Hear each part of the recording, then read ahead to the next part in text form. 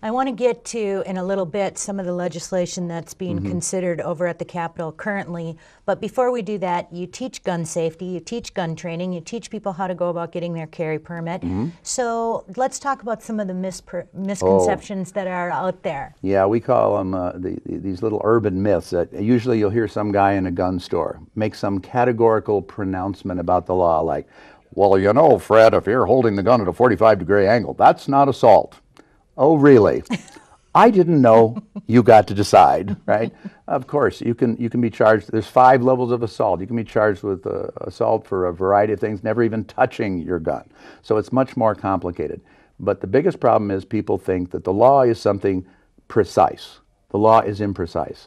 I work with some of the top criminal defense attorneys across the country. I stay in touch by email and phone.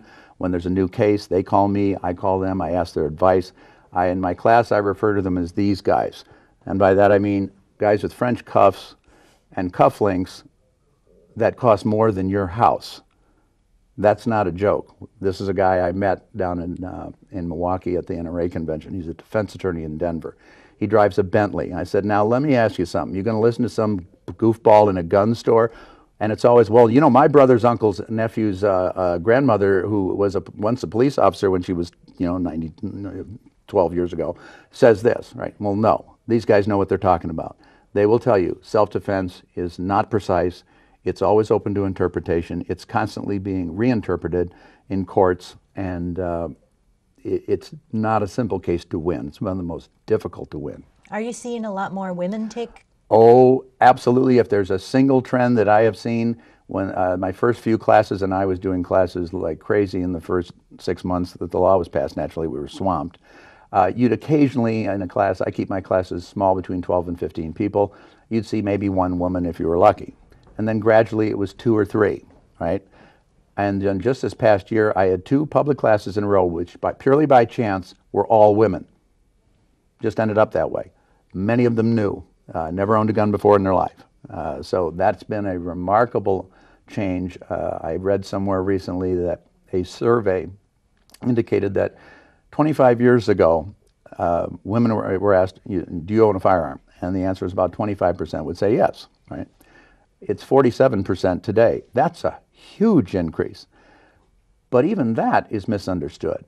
If you grew up you were born in the last 40 years, you'd think that women hate guns because they've been taught by TV and everything else that guns are bad. You know, you're supposed to, you see a gun sitting on a desk, you recoil as if you're looking at a rattlesnake and its rattles going.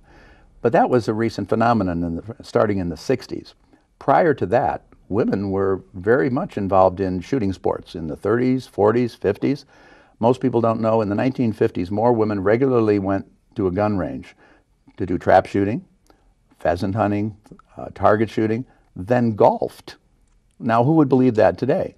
But the nice thing is the tide is turning. If you notice, and TV is oddly responsible for that unintentionally.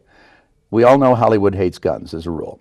They love having guns in their movies to make money off of us, but they generally will donate millions of dollars to gun control, as long as they don't have to give up theirs, of course, and their armed bodyguards. Hello, Rosie. But what's happening on television is more and more strong females are being shown. The female detective is no longer the assistant. She's the lead detective, and she's the one that carries the gun. And I was talking to Bob about this earlier, that you'll see women not only just, they're carrying guns, but they'll see them at the gun range shooting. And I think that's had a lot to do with younger women especially see that, and here's this attractive, strong woman role model, right? And she likes guns, right? So I think you're gradually seeing a shift toward gun ownership once again being something that women are not ashamed of. In fact, they're kind of proud of it. I don't want to brag or anything, but when I went on a cruise, we had a trap shooting contest. Guess who won for the whole boat? Beat the men too. Oh yeah, me. Yeah. I was quite proud of myself. Why am I not surprised? I know. But I love to shoot. Yeah. I love guns. But there still is a segment of the population, a lot of Democrats, a lot of liberals, of course, right. Hollywood media, and some women who don't understand what they learn at a gun safety class or at a carry permit class.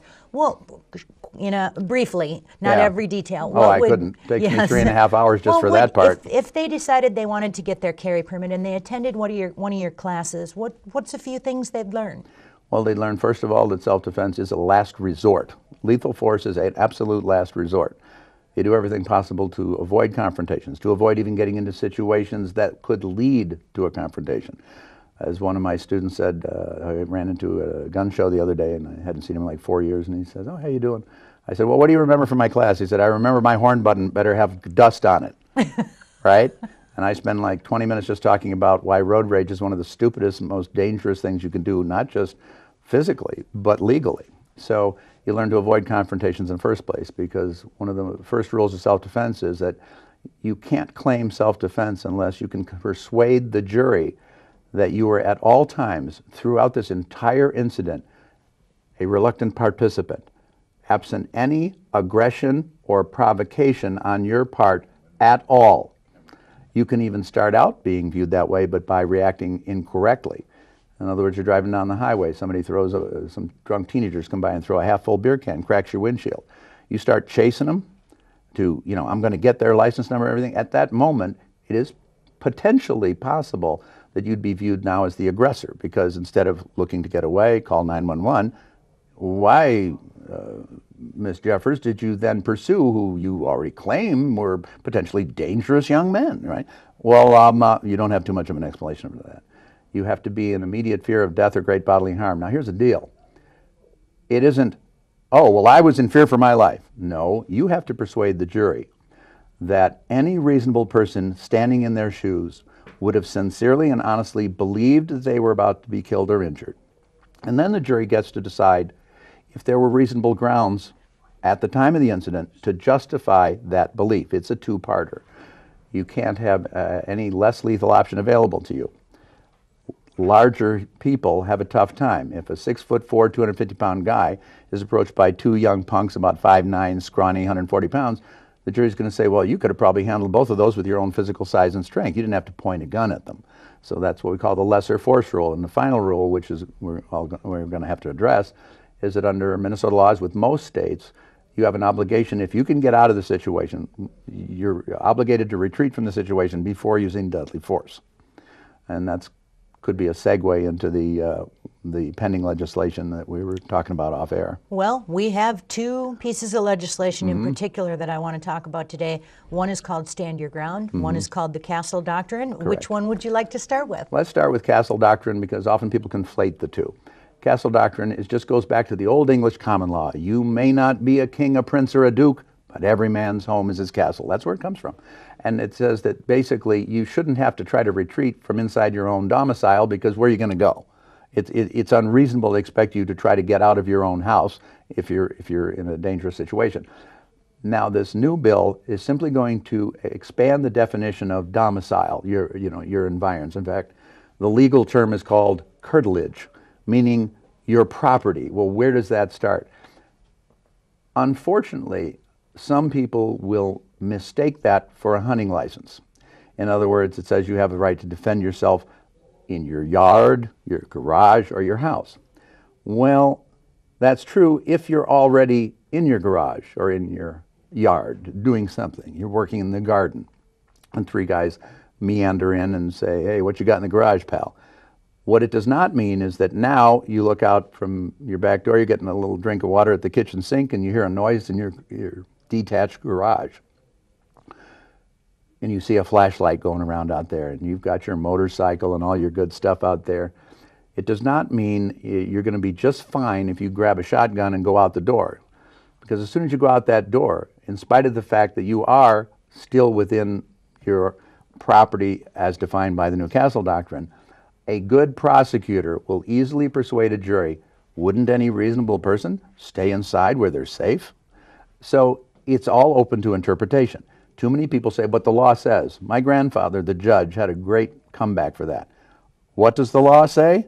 I'll tell you what it says. Depends who's reading it today. And he's right, isn't he? How many times have we seen, what was it? We had a 9-0 Supreme Court decision the other day. First one in like 48 years, right? It's usually 6-3, 5-4. Far too often, 5 to 4. Oh, yes, and we know exactly who those 5 and 4 are. And that my grandfather was right. On that day, 5 people said, this is what the law says. And 4 people said, no, it doesn't, it said that.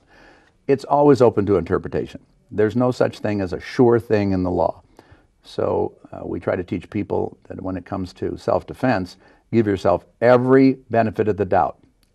And to me, I will continue to teach my course the same way to avoid that confrontation if at all possible. Call 911 and hang up. That's another thing we can talk about later.